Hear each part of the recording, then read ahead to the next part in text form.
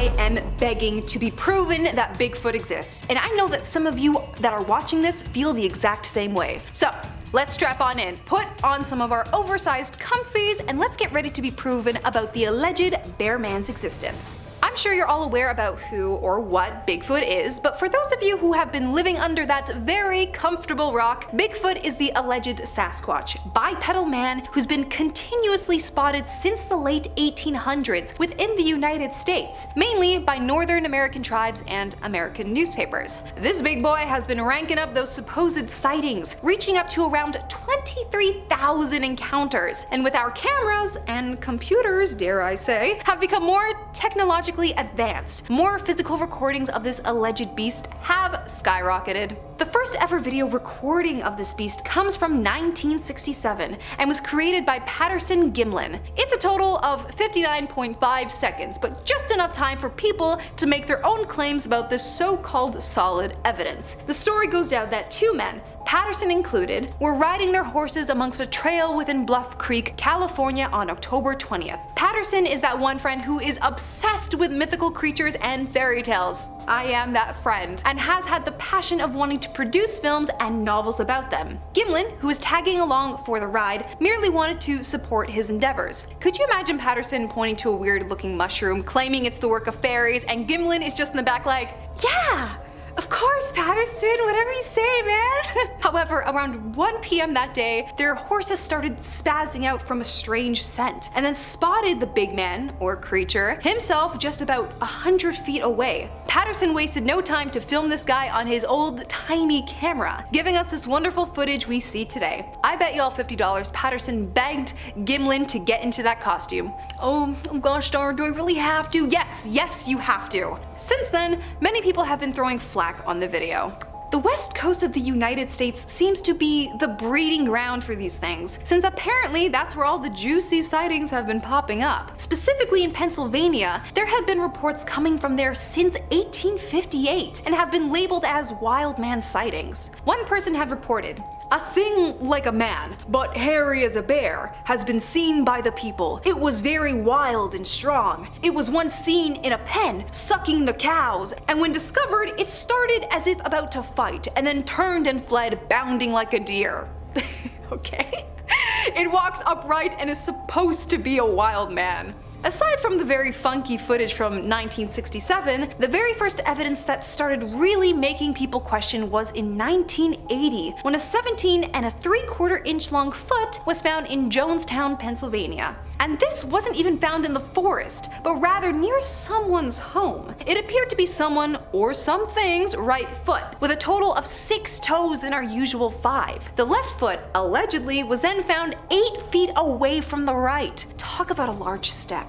Somebody fight me on this, but I'm gonna go on a limb here and say that it was planted by someone who was inspired by the 1967 story and wanted to get a little bit of clout for themselves. Aside from all the, you know, not so great illicit things happening during those times, people are bored. We're jumping a bit back and forth here now, because we're gonna talk about the footprint that was found in 1951 on Mount friggin' Everest. The Yeti and Sasquatch were believed to be two different things, but people are also theorizing that they may actually be a part of the same family. This print was found by Eric Earl Shipton, who accidentally stumbled upon a large footprint that was 12 to 13 inches in length, at 19,000 feet above. Tom Bordillon, who photographed the footprints, said, "What it is, I don't know, but I'm quite clear that it is no animal known to live in the Himalayas, and that it is big." This one doesn't appear to have 6 toes though, like the other one, and I'm finding it weird with the placement of where it was on the snowbank, but I digress. Another thing to point out is that a similar incident 25 years prior happened when a photographer by the name of N.A. Tombatsi had a similar footprint experience. Coincidence?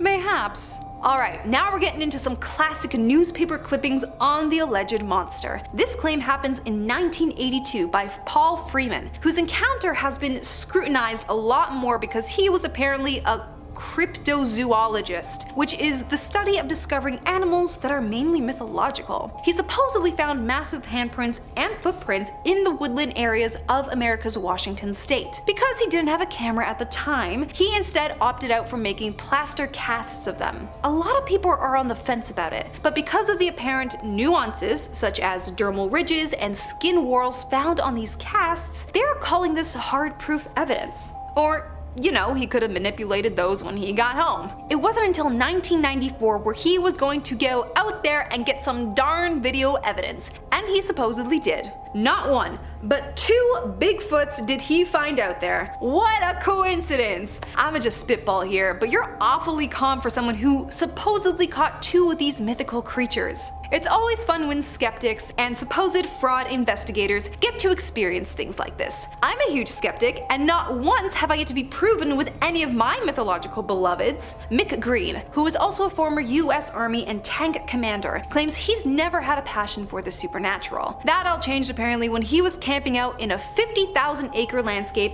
in the mid-2000s, when something had approached his tent. Mick Green mimicked the roar he heard when the supposed beast came for his sight, stating, "And that wasn't nearly as loud as it scared the devil out of me, as you can imagine." I don't know why I went southern.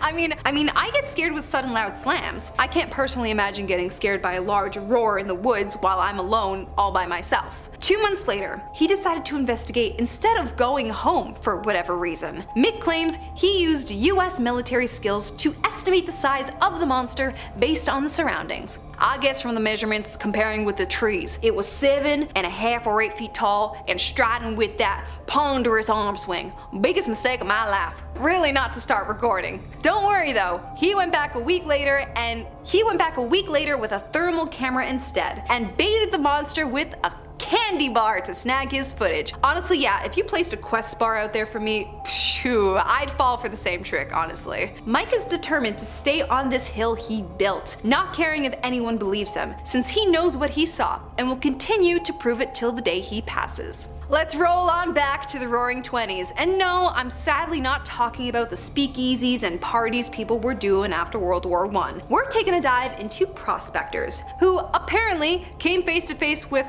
4 of these big boys and barely survived to tell the tale. Fred, Gabe, John, Marion, and Marion's son Roy originally called this thing the Oregonian. They claim that 4 gorilla men had come out and surprised them, describing them with long black hair, and had to guess that each of them weighed around 400 pounds. They told the newspaper, their ears are about 4 inches long and stick straight up. They have 4 toes, short and stubby. Alright, so which is it? 4, 6, or 5 toes? Apparently, Beck had enough manpower to send one of them off a cliff, and the beasts allegedly didn't like that. They claim that their tent was targeted that night with rocks being thrown that fell through some of the tent's roof, even harming Beck, knocking him unconscious for almost 2 hours. They swore to never speak a word of this to anyone. But of course, someone squealed about it, and now it's part of Bigfoot's history. Authorities apparently found 14-inch footprints around the area, where the men claimed to have been targeted, but was still brushed off as nothing more than a prank.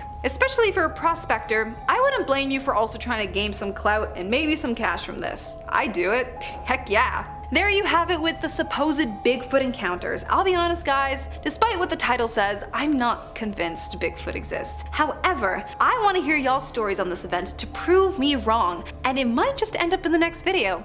In the meantime, stay creepy, my crawlies. Want to see more videos like this one? You have to check out this video next. It's about real creatures found in the Mariana Trench that you won't believe. We know less about the creatures in the ocean than we do about Bigfoot. Let that sink in. Click the video now to find out more.